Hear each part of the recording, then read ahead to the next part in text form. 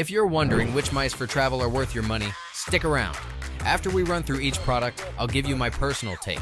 Would I buy it or would I skip it? No fluff, just my honest opinion. Let's get into it. Lenovo Go Wireless Vertical Mouse. This cork-covered ergonomic beast weighs just 96 grams and claims to save your wrist from certain doom while looking like something a hipster barista would use. The damn thing runs on a single AA battery for 12 months, but good luck finding a left-handed version because apparently lefties don't deserve ergonomic comfort. Would I buy it? Maybe. It's comfortable as hell, and the dongle storage is genius, but that cork material makes me wonder if I'm using a mouse or a wine bottle stopper. Dell MS700. This transforming Autobot wannabe twists 180 degrees to go from mouse to flat pancake, weighing only 56.9 grams and lasting 24 months on two AAA batteries. The capacitive touch strip replaces a scroll wheel because Dell apparently thinks we're all living in some sci-fi future, but at least you can connect 3 devices via Bluetooth 5.0. Would I buy it? Yes. It's lighter than my morning coffee, and the twist mechanism is so satisfying, I might just fidget with it all day instead of working. Logitech M700 Triathlon. This chunky boy connects to 3 devices simultaneously and has an infinite scroll wheel that makes browsing Reddit feel like you're spinning a roulette wheel of procrastination. It's comfortable enough to cup in your whole hand like you're holding a pet hamster, but it's definitely not winning any weight loss competitions compared to the other travel mice. Would I buy it? Maybe. The multi-device switching is clutch for my chaotic digital life, but calling this thing a travel mouse is like calling a pickup truck a sports car. Razer Basilisk. Mobile. This tiny gaming powerhouse packs 18,000 dots per inch into a 76-gram frame that's shorter than my attention span, but still manages to feel substantial in your hand. The RGB lighting is more subtle than a Razer product has any right to be, and the 105-hour battery life means you'll forget to charge it until it dies mid-presentation. Would I buy it? Yes, it's the only travel mouse here that won't make me look like a complete noob when I inevitably end up gaming in my hotel room. Microsoft Arc Mouse. This bendy boy folds flatter than my motivation on Monday mornings and tracks on everything except glass, which is unfortunate if you're one of those fancy people with glass desks. The scroll wheel doubles as a trackpad because Microsoft loves making things unnecessarily complicated, but the Bluetooth connection means no dongle to lose in the depths of your laptop bag. Would I buy it? Maybe. It's the flattest thing here and perfect for travel. But the weird clicking mechanism makes me feel like I'm operating some alien technology. Logitech Pebble Mouse 2M350S. This little flat pancake weighs just 76 grams and disappears in your bag like my motivation on Monday mornings. Plus, it's got that silent clicking that won't wake up your airplane neighbor. The downside is it's flatter than my dating life and takes some serious getting used to if you're coming from a normal ergonomic mouse. But hey, at least the battery lasts 24 months on a single AA. Would I buy it? Yes, because sometimes the simplest solution really is the best, and this thing scored 9.5 out of 10 for portability and travel tests. MSI Clutch GM31. This gaming mouse thinks it's hot shit with its wireless charging dock and RGB lighting. But let's be real, it's about as useful for travel as a chocolate teapot since you need to lug around that charging base everywhere. The performance is decent for the price at $69.99. But the battery only lasts 4 to 5 days, with the fancy lights on, which is shorter than most people's attention spans these days. Would I buy it?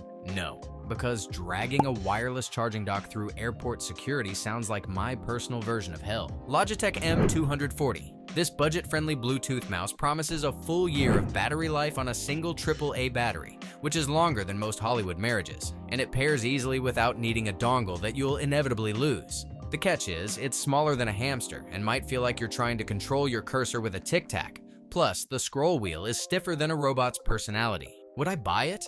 Yes. At 320 South African Rand, it's cheaper than a decent meal and gets the job done without breaking your wallet or your sanity. Dell MS7421W. This rechargeable beast boasts 6 months of battery life and can get a full day's work from just a 2-minute charge via USB-C, which is faster than my ex could get ready for a date. The downside is it costs around 3,899 Indian rupees and has 7 buttons that you'll probably never use. making it more complicated than assembling IKEA furniture while drunk. Would I buy it? Maybe, if you're the type who needs 6 months of battery life and doesn't mind paying premium prices for features you'll forget exist. Razer Pro Click Mini. This little productivity beast weighs more than my gaming mouse thanks to those chunky AA batteries.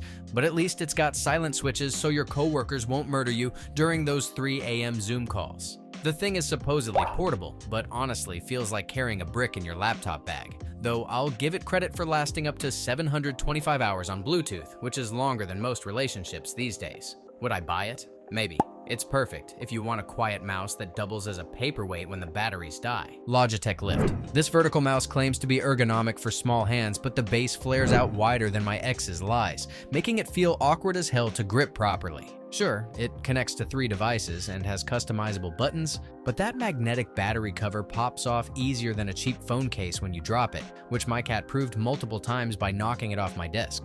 Would I buy it? No. Unless you enjoy playing Find the Battery Cover every time you accidentally bump this thing. Logitech MX Anywhere 3S. The quiet clicks are so soft they sound like gentle taps from a polite ghost, making it perfect for those awkward library study sessions where everyone judges you for breathing too loud. This travel champion lasts 70 days on a single charge and can scroll through documents faster than I scroll through my ex's Instagram. But they cheaped out and didn't include the USB dongle this time around. Would I buy it? Yes, it's basically the Swiss Army knife of travel mice, minus the actual knife because airport security is a pain. Logitech G Pro X Superlight 2. Dex. At 60 grams, this thing is lighter than my will to live on Monday mornings, and the 8,000 Hz polling rate makes it more responsive than my therapist. The ergonomic shape feels like it was molded by angels, but there's no Bluetooth support, so good luck connecting to your tablet without carrying around that tiny dongle like it's the One Ring. Would I buy it? Maybe. It's overkill for travel unless you're the type of psychopath who brings a gaming setup on vacation. Razer DeathAdder V3 Hyperspeed. This wireless beast is surprisingly lightweight for travel and tracks so accurately it could probably guide a NASA mission.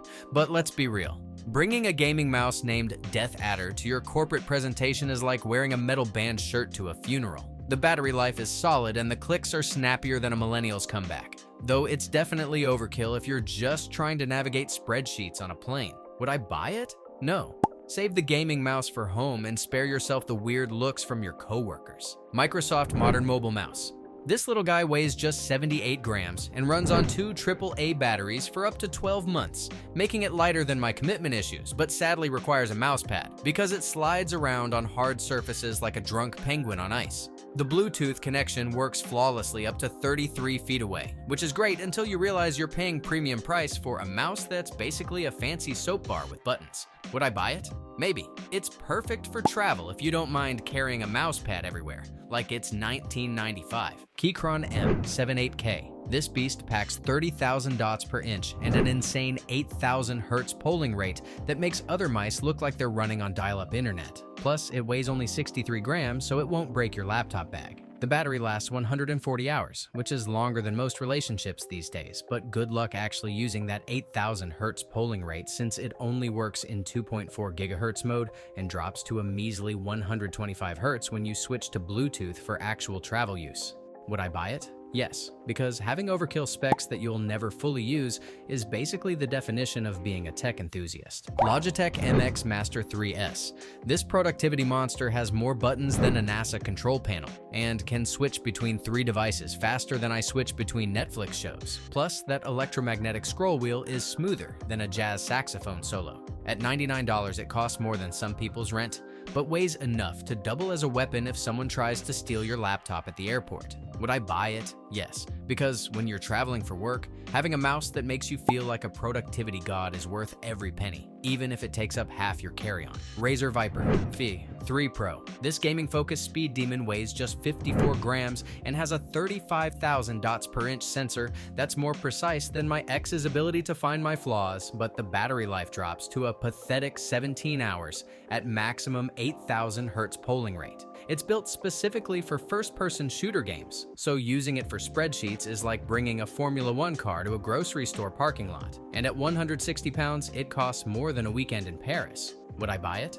No. Unless you're traveling to esports tournaments, this is overkill that'll drain your laptop battery faster than TikTok drains your productivity. Razer Cobra Pro. This little RGB light show weighs 77 grams and comes with all the bells and whistles, including Bluetooth, rubber side grips, and enough customization options to make your head spin like a disco ball. The problem is, it's basically a Viper Mini that hit the gym too hard and gained 20 grams of unnecessary weight, making it feel like carrying a glowing paperweight that costs premium money for a budget-sized mouse. Would I buy it? Maybe, if you absolutely need your mouse to look like a rave while you're trying to work at Starbucks, but honestly, there are better options that won't make you look like a gaming stereotype. Thanks for watching. I hope this video helped you pick the mice for travel for you. If you have any questions, drop a comment below. Links to all of these products mentioned in this video will be in the description.